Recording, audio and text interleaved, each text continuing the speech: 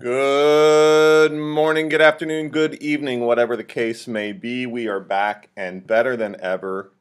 And today we are talking about exponential functions. There are many applications of exponential functions in the quote-unquote real world, including right here it says population growth, growth of bacteria, and decay of radioactive substances increase or decrease at a very rapid rate. This figure here shows the growth of world population. The graph is increasing exponentially, and that means it's can be modeled using an exponential equation or an exponential function. And these are the different forms of the exponential function. And we can see how the world's population has grown exponentially over the years, which is concerning. That's really a line of best fit there. But that's another discussion for another class. But anyway, many real-life phenomena can be modeled using exponential functions. This particular formula is an exponential growth or decay formula. P of t equals p sub 0 a to the kt. A must be greater than 0 and a cannot be equal to 1. P sub 0 represents the original amount present, like the original population or whatever it happens to be representing. P of t represents the amount present after t years, and a and k are constants. Okay. When k is greater than 0, then the function increases as time increases, and we have exponential growth. But when k is less than 0, when it's negative, it decreases as time increases, and we have exponential decay. So let's take a look at an example. Carbon dating is used by scientists to find the age of fossils, bones, and other items. The formula used in carbon dating is P of t equals P sub 0 times 2 to the negative t over 5600, where P sub O represents the original amount of carbon 14 present, and P of t represents the amount of carbon 14 present after, that's important, after t years. Okay, so if we have 10 milligrams of C14 is present in an animal bone recently excavated, archaeologists excavate sites. They dig and they find things like animal bones. How many milligrams will be present in 3,000 years? Okay, well, P sub t represents the amount that will be present in 3,000 years. So I'm just going to replace everything that is given in here in my formula. So what we're looking for is P of, I'm going to write it over here, P of 3,000. Okay. So P of 3,000 is equal to, and all I did is I replaced T with 3,000, P sub O or P sub 0, it represents the original amount of carbon. Well, 10 milligrams is the original amount of carbon, so that's going to be 10 times 2 to the negative t. Well, what's time?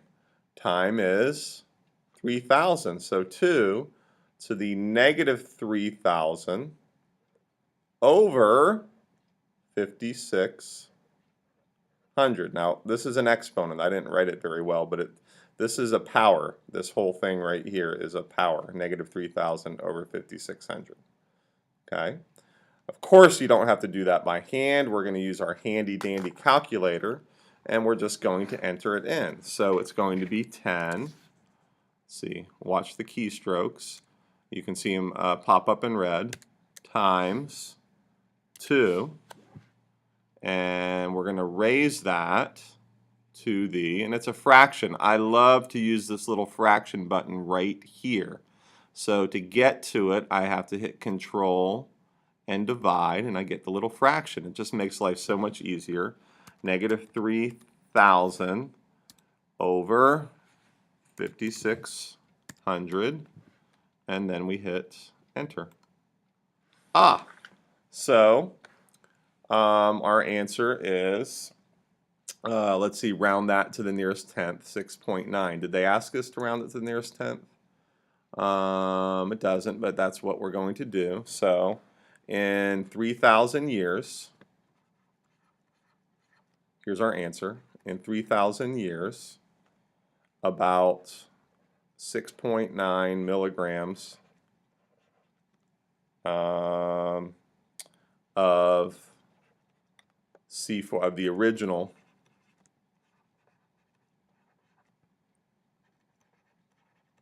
ten milligrams will be present. Okay, so that's very simple. Just a matter of using substitution. Okay. All right. What else have we got? Natural exponential functions. Well, natural exponential functions contain the very special letter number, actually e. Okay, and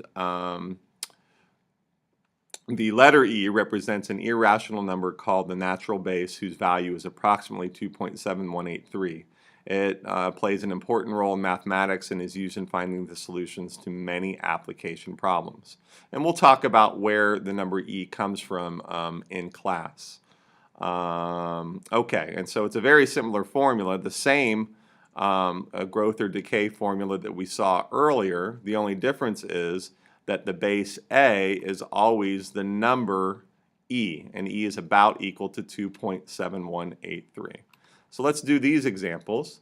The population of Virginia is growing exponentially at the rate of about 1.16% per year. In 2009, the population of Virginia was about 7 million, blah, blah, blah, blah, blah. Virginia's expected population T years after 2009, again, important, the after part, is given by the formula P sub T equals blah, e to the blah, blah, blah, blah, blah, blah, T. Now, 0.0116 is 1.16% written as a decimal, yes? Assuming that the population continues to grow at the same rate, determine the expected population in Virginia in 2017. One would think it is very important to be able to predict a population. If you're living somewhere and you're in charge of running a state or a city for planning purposes, then you want to be able to predict the population. And exponential functions are a great way of doing so. 116t. Okay, so here we go. So we want to find P of what? That's the question. That's the only hard part of this, and it's not really that hard. T represent T years after 2009. Well, how many years is 2017 after 2009? Well, that's going to be 8 years. So all we have to do is replace T with 8 in this formula. So it's going to be 7,882,590 times e to the 0.0116 times 8 times 8. And then we just need to use our calculator to evaluate that. Okay, so let's go to our calculator and we will substitute that in. So let's see, I'm going to move the calculator. Okay, so we can see it. So we need to do 7,882,590 times, and here's e right here, e to the x. It already pops in our exponent for us. E to the 0.0116 times 8. There we go.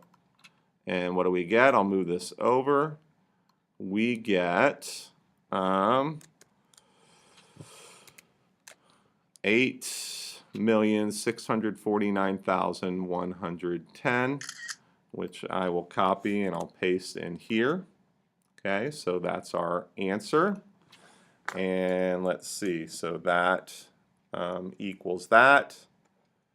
And we can't, we'll probably just say that there will be in 2017 8,649,110 111. We'll go ahead and round that up. People, that will be the population in 2017. Okay, one more example and we'll wrap this up. Okay, plutonium, a radioactive material, uses in most nuclear reactors decays exponentially. Oh, in most nuclear reactors decays exponentially at a rate of 0.003% per year. If there are originally 2,000 grams of plutonium, the amount of plutonium P remaining after 2 years is given by this formula. How much plutonium will remain after 50 years? Okay, remaining after T years. Okay, so here we go again. P of T is equal to 2,000 E to the negative 0 point. Look at all those zeros. There's 4 of them. 1, 2, 3, 4, 3T. And again, that negative, oh, it's negative, I put it there. This comes from the 0.003% written as a decimal. And, ooh, got to put those on the flash drive. Okay, so now we have to find P of 50. No big whoop. So that's going to be 2,000 E to the negative 0.00003 times 50. So we will go to the calculator and calculate that. We'll move it over so we have a little bit of room there. So that's going to be 2,000 times E to the negative 0.00003 times 50. Enter. And we get that number. I'll copy it for us. And there we go. So our answer will be approximately that, and we'll round it to the nearest whole number, and we'll say about 1,997 grams will remain. Okay. Hope you enjoyed that. That is all for now, and we will see you next time. Becker is out!